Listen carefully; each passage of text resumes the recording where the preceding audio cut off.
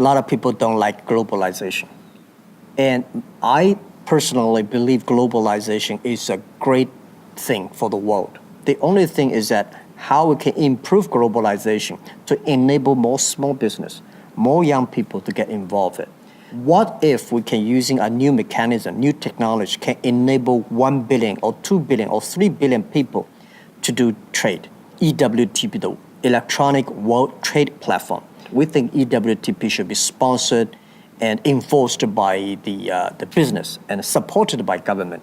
So if we can build up a platform that can enable small business and young people to do the free trade and open fair trade globally, this is going to be very fundamental for the next 20 or 30 years world economy and for this century. And we have to improve the globalization.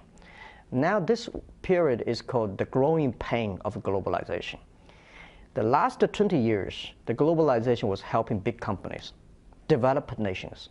So if we can figure out a way to help small business, helping young people to globalize, that's something we came up with the idea called EWTP. I think next 18 years, the globalization, the trade will be much better because of the internet.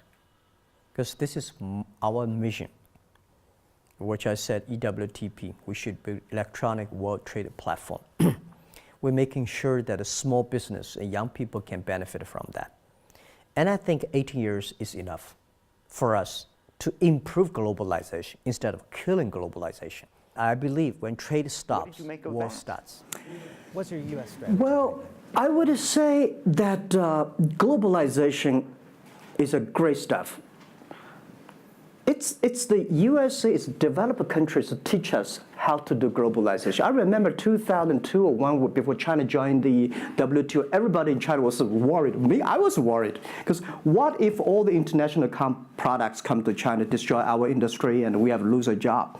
So convinced China, after 20 years, then you guys are telling, say, this is a terrible thing.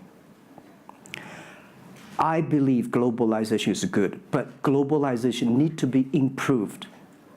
This is Donald Trump, President-elect, want to solve it, the problems. That globalization, I think, should be inclusive globalization. In the past 30 years, the globalization was controlled by 60,000 big companies. 100 years ago, globalization was controlled by several kings and emperors. What if next 30 years we can support 6 million business doing business across the board? What if in next 30 years we can help support 20 million small business can do business across the board? So this is something which I believe globalization should be inclusive.